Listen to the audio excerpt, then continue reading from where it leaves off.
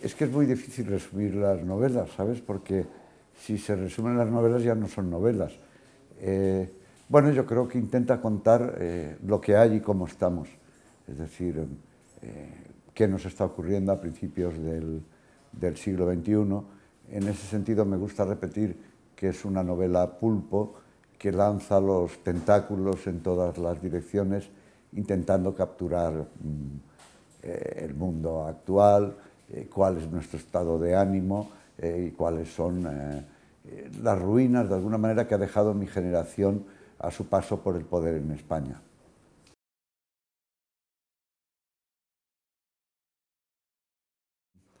Yo creo que es un producto de la España de su tiempo y Esteban forma parte de esos que no han llegado a nada. Es un hombre sin atributos. La novela podría titularse, si Lermontov no lo hubiera titulado así ya hace unos años,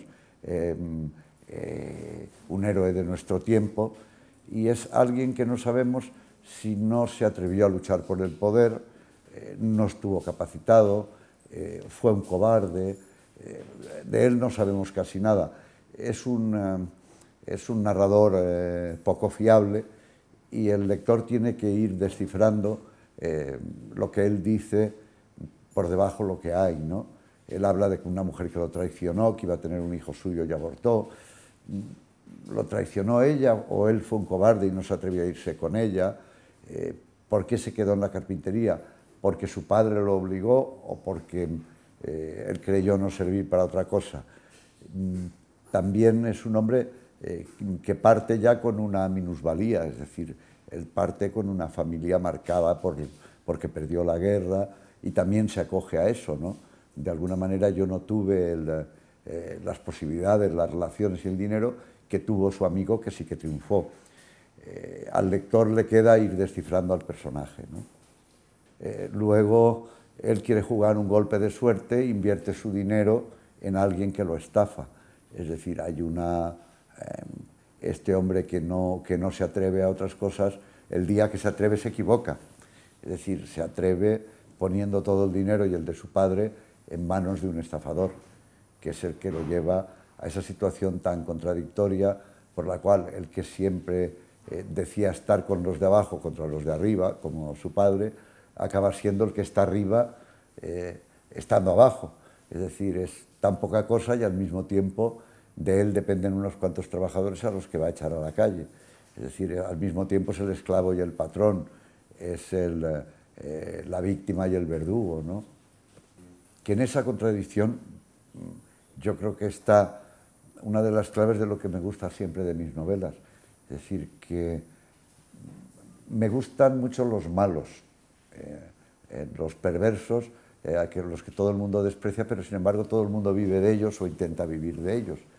Y me gusta mucho de hacer de abogado del diablo, ponerme en el lugar en el que el lector no se pondría nunca, para que al lector, yo siempre digo que al lector hay que tratarlo como un ser adulto y no como un gato al que le acaricias el pelo a favor para que te lo agradezca y se acune, ¿no? Al revés, hay que provocarlo para que reaccione, ¿no?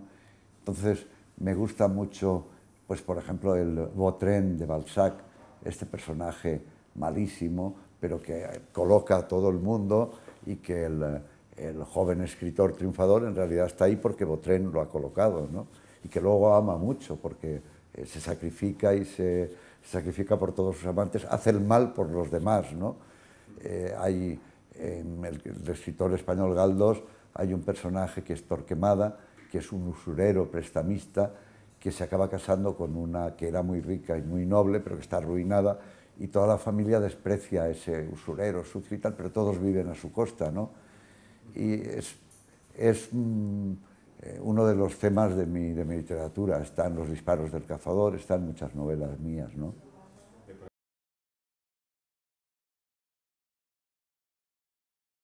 Todo el mundo somos muy buenos, todo el mundo estamos hoy contra el maltrato a las mujeres, por el bien de la humanidad, contra el racismo, contra tal.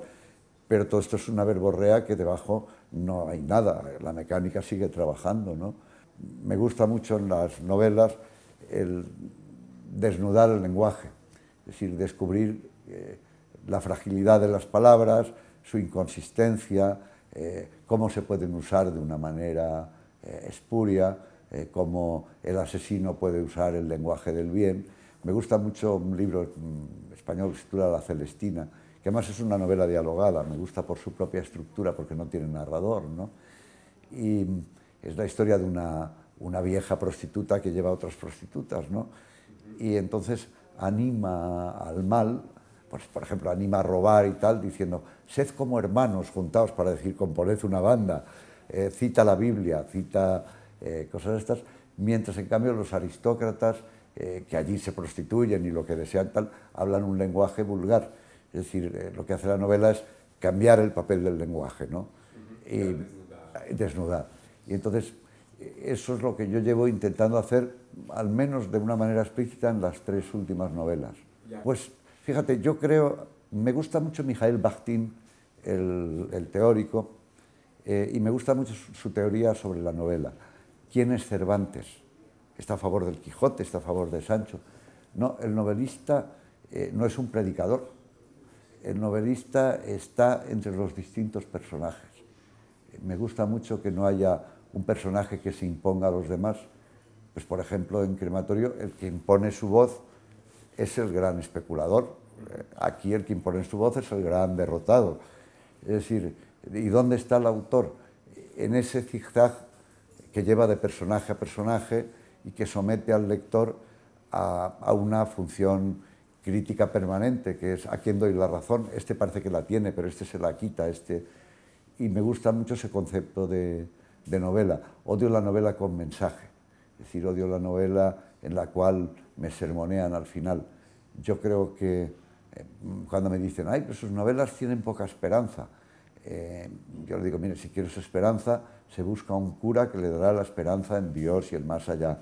Se busca usted un político que le dará la esperanza para el mes que viene en la tierra, o un psiquiatra o una novia. Pero los novelistas no somos ni novias, ni psiquiatras, ni políticos, ni curas.